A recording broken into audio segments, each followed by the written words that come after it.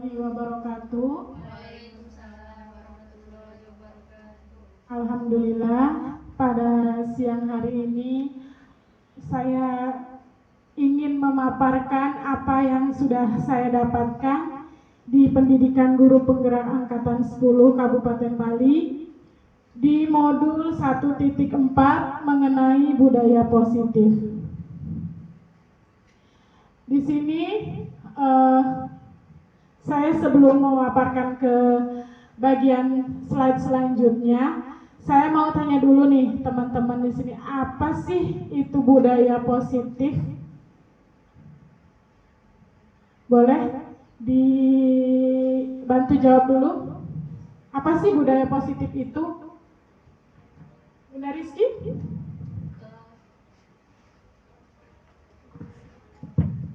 Budaya positif itu kebiasaan hidup bersih dan sehat yang dilakukan setiap hari, seperti contohnya mencuci tangan sebelum makan, menggosok gigi rutin setiap hari.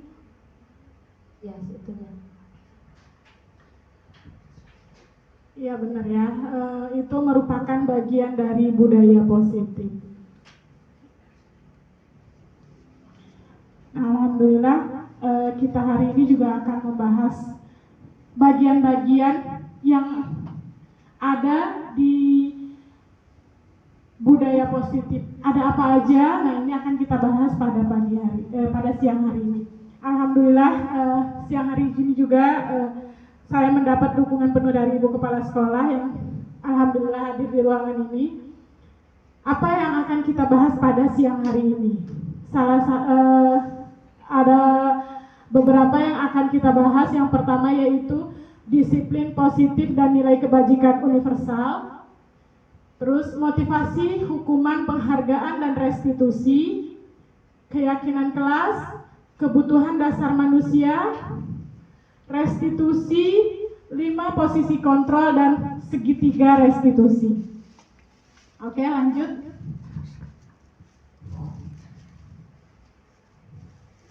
Next. Ini yang banyak terjadi miskonsepsi di lapangan tentang makna kontrol. Kita sebagai guru memiliki posisi kontrol terhadap murid kita. Miskonsepsi yang terjadi yaitu ilusi guru mengontrol murid. Pada dasarnya kita tidak dapat memaksa murid untuk berbuat sesuatu jika murid tersebut memilih untuk tidak melakukannya. Terus yang kedua, ilusi bahwa semua penguatan positif, efektif dan bermanfaat dalam jangka waktu tertentu. Murid mencoba untuk menolak bujukan kita, atau bisa jadi murid tersebut menjadi tergantung pada pendapat sang guru untuk berusaha. Miskonsepsi yang ketiga, ilusi kritik-kritik dan membuat orang merasa bersalah dapat menguatkan karakter. Yang keempat yaitu ilusi bahwa orang dewasa memiliki hak untuk memaksa. Ini miskonsepsi yang terjadi di lapangan. Nah, dengan adanya budaya positif ini, kita akan memahami posisi kontrol yang ideal bagi seorang guru. Kita sebagai guru itu sebaiknya ada di posisi kontrol yang seperti apa? Nilai kebajikan yang universal. Terus, semua orang melihat hal yang sama. Terus selanjutnya kita mencoba mengubah orang agar berpandangan sama dengan kita. Perilaku buruk dilihat sebagai suatu kesalahan. Orang lain bisa mengontrol saya bisa mengontrol orang lain. Pemaksaan ada pada saat bujukan gagal, atau yang terakhir model berpikir menang atau kalah. Ini menurut teori stimulus respon. Dan menurut teori kontrol, realitas kebutuhan kita berbeda. Setiap orang memiliki gambaran yang berbeda. Kita berusaha memahami pandangan orang lain tentang dunia. Semua perilaku memiliki tujuan. Hanya Anda yang bisa mengontrol diri Anda. Anda tidak bisa mengontrol orang lain. Terus kolaborasi dan konsensus menciptakan pilihan-pilihan baru. Dan yang terakhir, modal berpikir menang-menang. Ini dua teori yang membedakan dari stimulus, respon, dan teori kontrol. Next. Di sini kita juga akan membahas mengenai hukuman, konsekuensi, dan restitusi. Apa itu hukuman? Nah, di sini ada tidak terencana atau tiba-tiba. Murid tidak tahu apa yang akan terjadi atau dilibatkan. Terus bersifat satu arah, berupa hukuman fisik atau psikis. Sedangkan untuk konsekuensi itu terencana dan disepakati sesuai peraturan. Murid tetap dibuat tidak nyaman. Sikap guru selalu memonitor murid. Itu konsekuensi. Dan untuk restitusi, di sini proses menciptakan kondisi bagi murid untuk memperbaiki kesalahan. Terus proses kolaboratif yang mengajarkan murid untuk mencari solusi sendiri. Nah, di budaya positif itu nanti kita tidak lagi menggunakan hukuman dan restitusi konsekuensi, tapi kita akan menggunakan restitusi untuk mendapatkan solusi dari setiap permasalahan yang terjadi di lapangan. Oke, selanjutnya. Nah, di sini ada contoh-contoh tindakan guru. Di sini apakah itu hukuman atau konsekuensi?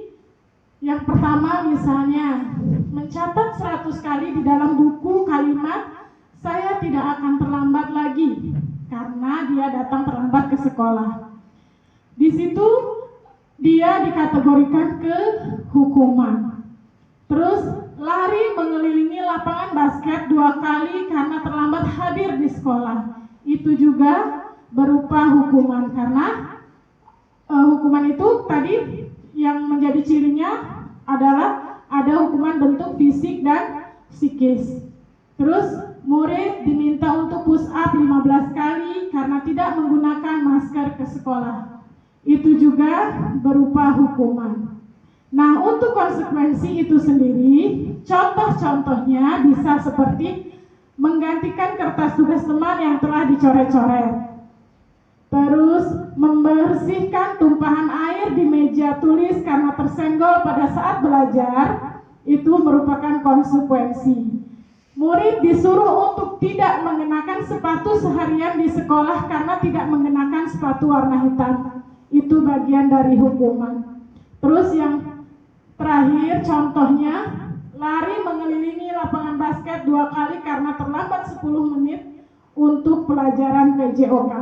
Itu bagian dari konsekuensi. Kenapa untuk yang terakhir itu konsekuensi?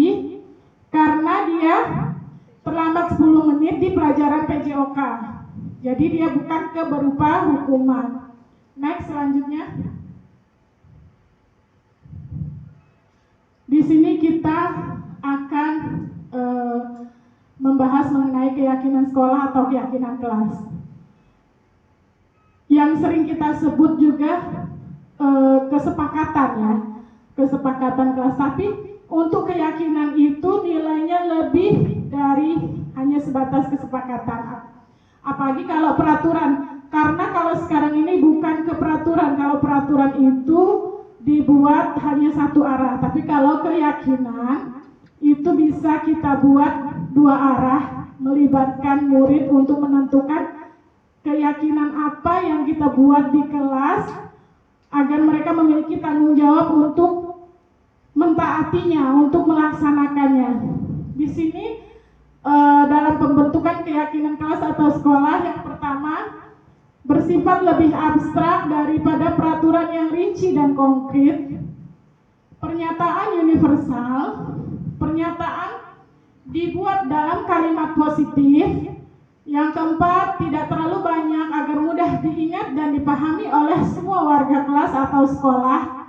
Sesuatu yang dapat diterapkan di lingkungan tersebut.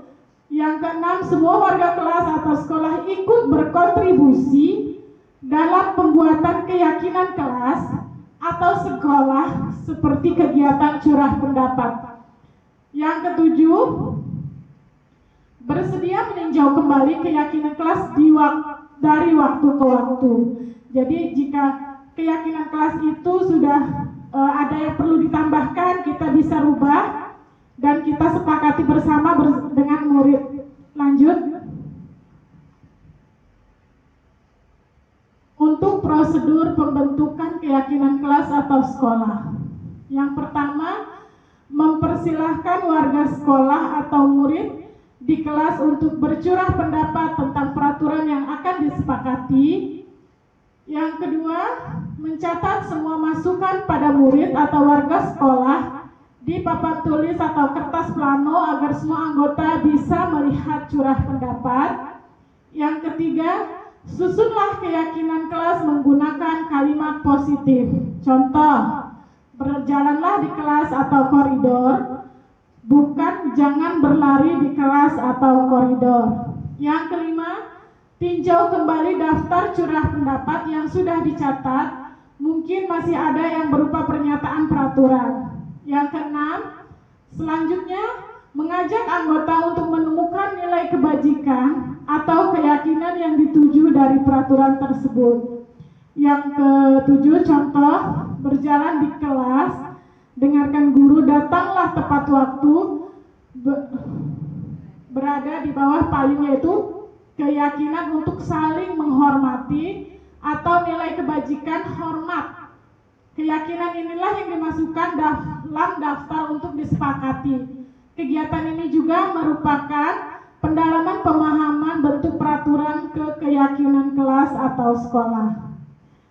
Next, di sini ada contohnya ketika kemarin kami membuat keyakinan kelas, yaitu untuk kita anak PAUD itu kan karena belum bisa membaca ya, jadi lebih ke gambar-gambar. Kita kumpulkan gambar-gambar seperti misalnya anak membuang sampah pada tempatnya, terus nanti mereka sepakati, berarti kita di kelas ini tidak boleh membuang sampah pada sembarangan gitu. Terus tidak boleh mengganggu teman, di situ ada gambar dia tidak mengganggu teman, atau ada lagi gambar anak mengembalikan mainan ke tempatnya. Jadi kalau untuk kita di PAUD ini membuat keyakinan kelasnya melalui menyediakan gambar-gambar dengan mengajak anak berdiskusi, menentukan gambar-gambar mana yang akan kita sepakati bersama dan nantinya akan kita taati keyakinan kelas tersebut. Oke, selanjutnya dari yang ke-8 di sini ada tinjau ulang keyakinan sekolah atau kelas secara bersama-sama. Seharusnya setelah beberapa peraturan telah disatukan menjadi beberapa keyakinan akan berkurang, sebaiknya keyakinan sekolah atau kelas tidak terlalu banyak. Bisa berkisar antara 3 atau sampai 7 prinsip keyakinan. Jika terlalu banyak, maka warga kelas akan sulit mengingatnya dan berakibat sulit untuk dijalankan. Jadi gak usah terlalu banyak untuk kita buat keyakinan di kelas itu. Misalnya jangan tidak mengganggu teman, terus budaya antri itu kan kita ada gambar-gambarnya tuh. Terus membereskan mainan di situ sekitar 5 lah untuknya gambarnya kita siapkan. Terus setelah itu keyakinan sekolah di kelas selesai dibuat, maka semua warga kelas dipersilahkan meninjau ulang dan menyetujuinya dengan. Nah di sini kalau untuk kelas tinggi mungkin ada menandatangani keyakinan, kita bisa pakai cap telapak gitu misalnya di keyakinan itu di gambarnya, atau cap jari mereka, tanda mereka menyetujui keyakinan yang sudah dibuat. Terus yang ke-10, keyakinan sekolah atau kelas selanjutnya bisa ditempelkan di dinding kelas atau tempat yang mudah dilihat oleh semua warga kelas. Ini kebenaran untuk kelas B2 itu di dekat absen kelas, jadi dia di dekat pintu, mudah dilihat anak-anak. Ini kemarin sudah dibuat contoh untuk keyakinan kelasnya. Mungkin untuk tahun ajaran baru nanti kita juga bisa mengajak anak membuat keyakinan kelas yang baru. Oke, next. Jadi anak-anak mudah untuk membacanya nih. Ada contoh keyakinan kelas B2 yang sudah dibuat kemarin. Dari banyaknya gambar yang saya bawa kemarin, ada 5 kesepakatan yang kami setujui sama-sama. Di sini ada jagalah kebersihan. Di situ anak-anak mengelompokkan sampah atau membuang sampah pada tempatnya. Terus gambar membereskan mainan yang sudah dipakai. Terus ada gambar budaya antri. Terus membawa bekal sehat dan tidak mengganggu teman. Ini alhamdulillah di semester 2 kemarin karena kesepakatan ini dibuatnya bareng-bareng. Jadi mulai terlihat anak-anak ini yang tadinya sebentar-sebentar ganggu kawan, sebentar-sebentar ada yang nangis. Terlihat kemajuannya dari budaya positif yang mulai diterapkan, pertama mungkin untuk lingkungan kelas dulu, nanti mungkin untuk selanjutnya kita akan sama-sama menerapkan untuk di sekolah, karena kita punya tujuan sesuai visi kita kemarin, memimpikan anak-anak yang memiliki karakter profil pelajar Pancasila yang berakhlak mulia, memiliki kecerdasan, mandiri dan kolaboratif. Next, selanjutnya.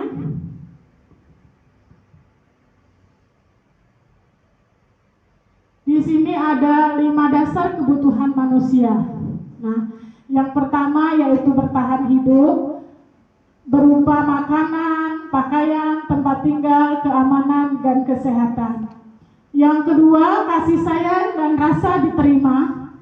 Rasa diterima, dipedulikan, berbagi, kerjasama, menjadi bagian dalam kelompok. Yang ketiga, penguasaan, berupa harga diri, keinginan untuk dianggap, memimpin, berprestasi, diakui, dan didengar.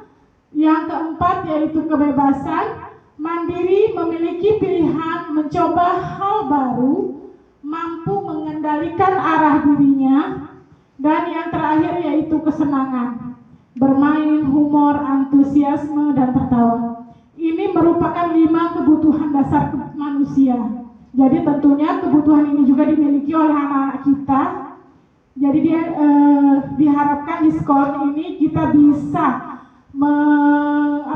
mencukupi 5 kebutuhan dasar yang dibutuhkan anak-anak. Jadi antara perasaan dia ketika di rumah dan perasaan dia di sekolah itu merasa jika sekolah ini adalah rumah keduanya. Anak-anak merasa nyaman, senang berada di sekolah. Sehingga anak-anak ini nanti memiliki pemikiran jika sekolah itu menyenangkan, dan mereka akan memiliki motivasi untuk belajar secara terus-menerus sehingga menjadi pembelajar yang sepanjang hayat. Oke, next. Nah, di sini menurut Dr. William Glasser menyatakan bahwa kapasitas untuk berubah ada di dalam diri kita. Jika kita dapat mengidentifikasi kebutuhan apa yang mendorong perilaku kita, maka perubahan perilaku positif dapat dimulai dengan mencari solusi untuk memenuhi kebutuhan tertentu dengan cara yang positif. Ini menurut Dr. William Glasser. Next. Nah, ini di sini kita sudah berada di 5 posisi kontrol guru. Mungkin pada zaman-zaman dulu sebelum kita menemukan posisi yang ideal, posisi kontrol yang ideal, di sini yang pertama ini posisi kontrol sebagai penghukum. Yang kedua, pembuat rasa bersalah. Yang ketiga, posisi kontrol sebagai teman. Posisi kontrol sebagai pemantau, dan posisi kontrol sebagai manajer. Di sini kita akan melihat di mana perbedaan dari posisi kontrol ini. Next, selanjutnya. Nah, di sini kita akan melihat seperti apa posisi kontrol itu dan ciri-cirinya seperti apa. Nah, di sini yang pertama, untuk penghukum itu diidentitasnya kontrol dari luar atau menghindari hukuman. Guru berbuat, nah di sini kita sebagai guru contohnya itu ciri-cirinya menghardik, menunjuk-nunjuk, menyakiti atau menyindir. Ini sudah ada di posisi penghukum. Terus bagaimana kalau dia di posisi pembuat rasa bersalah?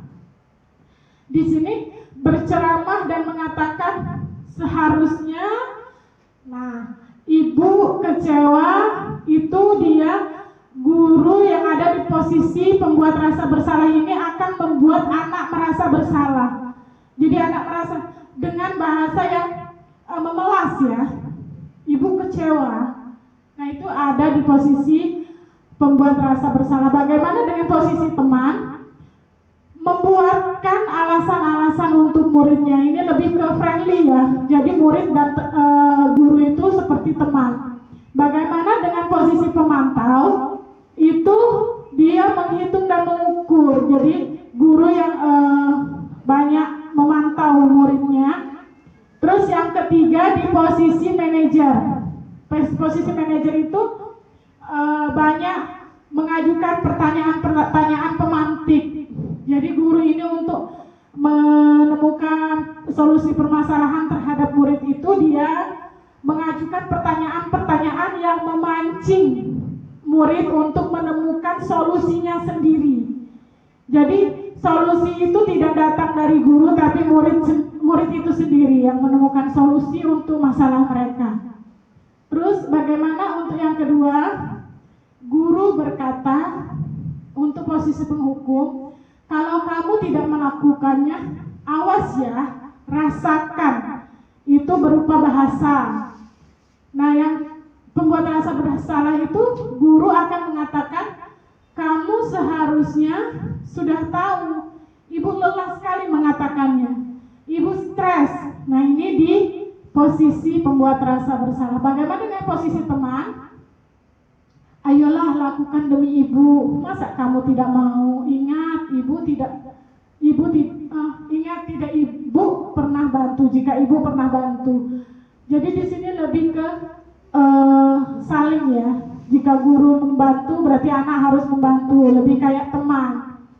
Tapi kalau pemantau itu apa peraturannya? Dia langsung ke apa kesalahannya, jadi dia langsung menembak ke murid itu sendiri. Terus bagaimana dengan guru yang di posisi manajer? Apa yang kita yakini? Apa yang bisa kau kerjakan untuk memperbaiki masalah ini? Jadi guru hanya memberikan pertanyaan-pertanyaan pemantik dan anak akan berusaha mencari solusinya sendiri. Bagaimana anak dilatih untuk memiliki nalar kritis untuk menemukan solusi. Seperti yang kita tahu, misalnya anak memiliki kemampuan problem solvingnya ya. Terus hasilnya membentak, menyalahkan orang lain dan berbohong. Terus menyembunyikan, menyangkal dan berbohong. Ini hasil yang kita dapat dari anak tadi ya. Terus kalau di posisi teman, anak akan ketergantungan dengan guru. Posisi pemantau menyesuaikan diri bila diawasi. Jadi anak tadi akan misalnya dia menaati peraturan itu jika ada gurunya. Ketika tidak ada gurunya dia akan kembali ke pengaturan awal. Bagaimana dengan anak yang dihasilkan dari posisi control manager? Akan menguatkan kepribadian anak tersebut. Jadi kepribadian yang sudah baik akan semakin tebal dengan kita memposisikan anak, menguatkan anak untuk mencari solusinya sendiri. Oke, yang selanjutnya kaitan dengan dunia yang berkualitas. Murid meletakkan guru di luar dunia berkualitas, murid meletakkan guru di dalam dunia berkualitas, murid meletakkan guru di sebagai orang yang sangat penting di dunia berkualitas, murid meletakkan guru geser dulu.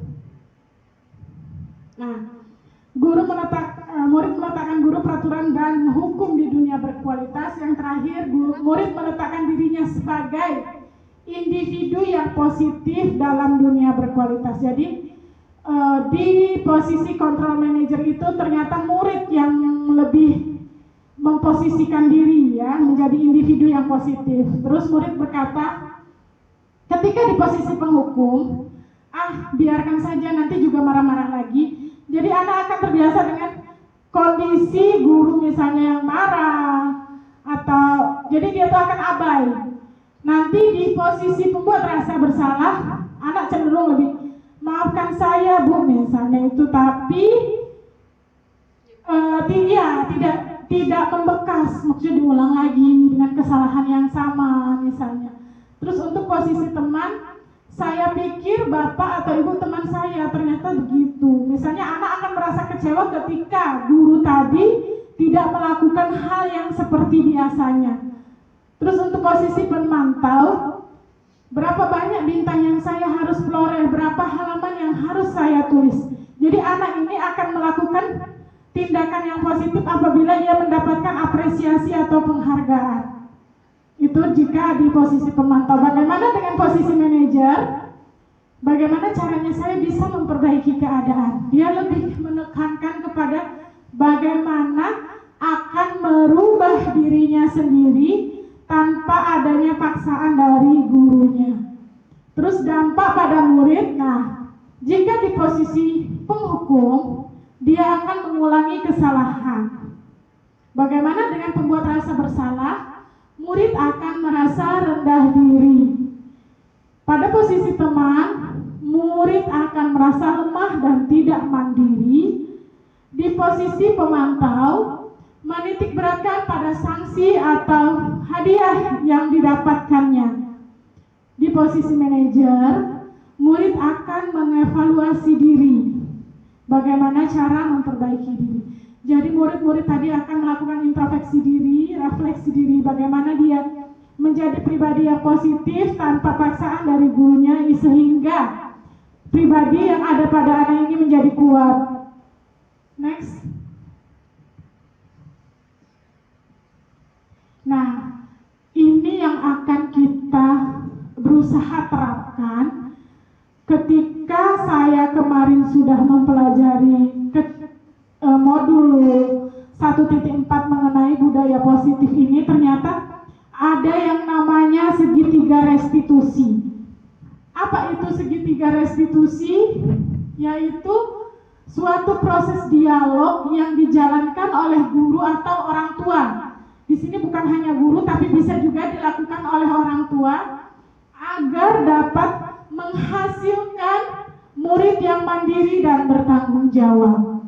Nah, ini yang menjadi visi kita di sekolah ya. Visi kita sebagai guru juga mengharapkan anak-anak didik kita menjadi pribadi yang mandiri dan bertanggung jawab.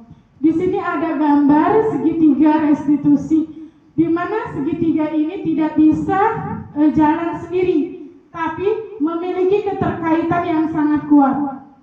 Yang pertama yaitu menstabilkan identitas yang bagian bawah. Di sini ada setiap orang pasti melakukan kesalahan. Ini berupa penguatan untuk anak tadi. Kamu bukan satu-satunya yang pernah melakukan ini.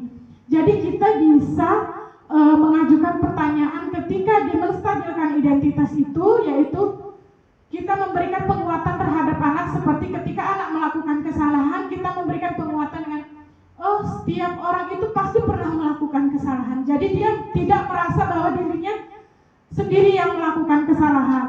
Jadi sebelum kita mendapatkan solusi untuk masalah anak ini, dia akan mengidentifikasi diri dia sendiri dulu. Oh, saya melakukan kesalahan. Setelah menstabilkan identitas, kemudian kita akan memvalidasi tindakan yang salah. Di sini kita menanyakan, memvalidasi apakah tindakan yang sudah dia lakukan, apa motivasinya, yaitu kita bisa mengajukan pertanyaan, kamu tentu punya alasan mengapa melakukan itu. Nah, ngapa kita melakukan itu? Jadi kita pancing argumennya dulu, pendapatnya itu kenapa dia melakukan kesalahan, alasannya apa. Nah, kita juga memancing dia, adakah cara yang lebih efektif untuk apa yang kamu butuhkan. Jadi kita tuh memberikan kayak penawaran. Selain apa yang dia sudah lakukan itu, ada nggak cara lain yang lebih baik, kan? Seperti itu. Setelah memvalidasi tindakan yang salah, Yang ketiga, kita menanyakan keyakinan. Nah, di sini kita akan memberikan penguatan terhadap anak mengenai keyakinan kelas yang sudah kita buat tadi. Seperti kita menanyakan, keyakinan kelas apa yang telah kita sepakati?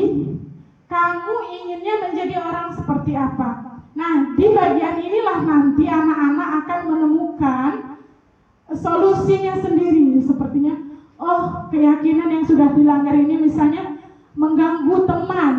Jadi apa yang sebaiknya kita lakukan? Oh, tidak mengganggu teman. Terus apa yang sebaiknya harus kita lakukan untuk memperbaiki kesalahan tersebut? Misalnya dengan meminta maaf dan tidak akan mengulangi kesalahan lagi. Ini memang tidak mudah, apalagi kita di PAUD untuk menerapkan apa yang namanya segitiga restitusi.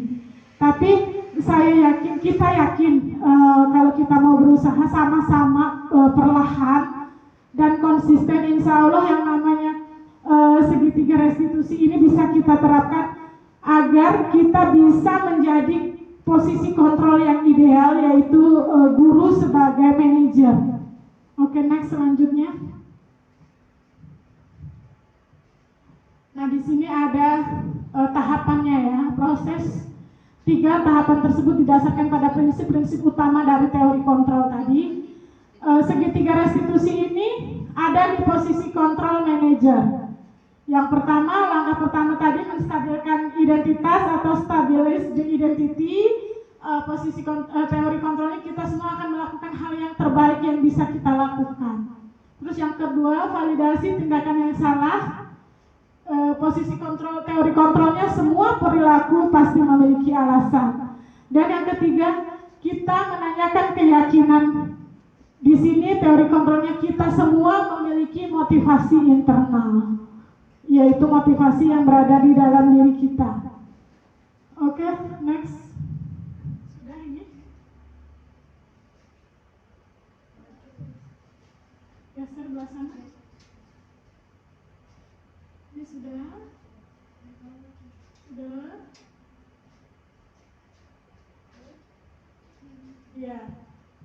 Ini tadi untuk langkah-langkahnya, contoh-contoh pertanyaan-pertanyaannya. Ketika kita ada di tahapan 1, yaitu menstabilkan identitas, berdasarkan prinsip membuat kesalahan adalah bagian dari proses pembelajaran, maka kita harus meyakini si anak dengan cara menyatakan kalimat-kalimat ini. Berbuat salah itu tidak apa-apa. Tidak ada manusia yang sempurna. Saya juga pernah melakukan kesalahan seperti itu. Kita bisa menyelesaikan ini. Bapak atau ibu tidak tertarik mencari siapa yang salah, tetapi bapak dan ibu ingin mencari solusi dari permasalahan ini. Terus kamu berhak merasa begitu. Dan pertanyaan yang terakhir, apakah kamu sedang menjauhi hukum yang baik buat dirimu sendiri? Menjadi orang yang baik buat dirimu sendiri.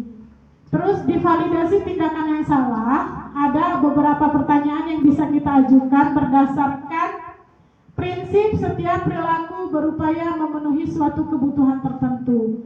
Kamu pasti punya alasan melakukan itu. Apakah kamu bisa melakukannya? Yang lebih buruk dari ini ya, kamu pasti punya alasan mengapa melakukan hal itu. Kamu patut bangga pada dirimu sendiri karena kamu telah melindungi sesuatu yang penting buatmu. Kamu boleh mempertahankan sikap itu, tapi kamu harus menambahkan sikap yang baru. Di tahapan yang ketiga, yaitu menanyakan keyakinan. Berdasarkan prinsip teori kontrol bahwa pada dasarnya kita termotivasi secara intrinsik, pertanyaan-pertanyaan di bawah ini menghubungkan keyakinan anak dengan keyakinan kelas dan keluarganya atau keluarganya. Apa yang kita percaya sebagai keyakinan kelas atau keluarga, apa nilai-nilai umum yang kita telah sepakati, apa bayangan kita tentang kelas yang ideal, kamu mau jadi orang yang seperti apa. Jadi tahapan-tahapan ini saling menguatkan, tapi ada bagian dari permasalahan yang misalnya salah satunya tidak kita langsung ke validasi tindakan yang salah atau menanyakan keyakinan. Tapi alangkah baiknya ketiga tahapan ini tidak saling melangkahi, jadi semuanya harus 3 restitusi. Next, lanjut. Terima kasih. Itulah tadi diseminasi atau paparan kita mengenai budaya positif dari modul 1.4.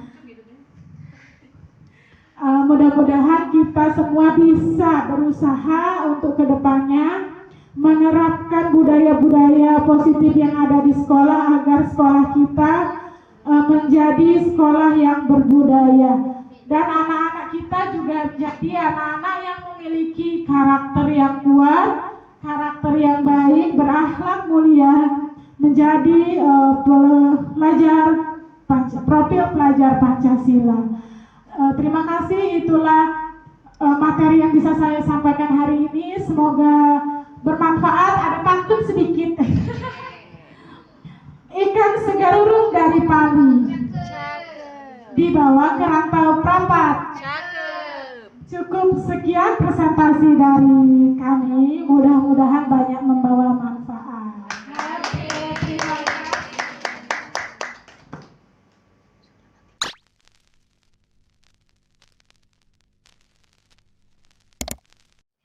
Selamat siang, Isan. Selamat siang, Bunda.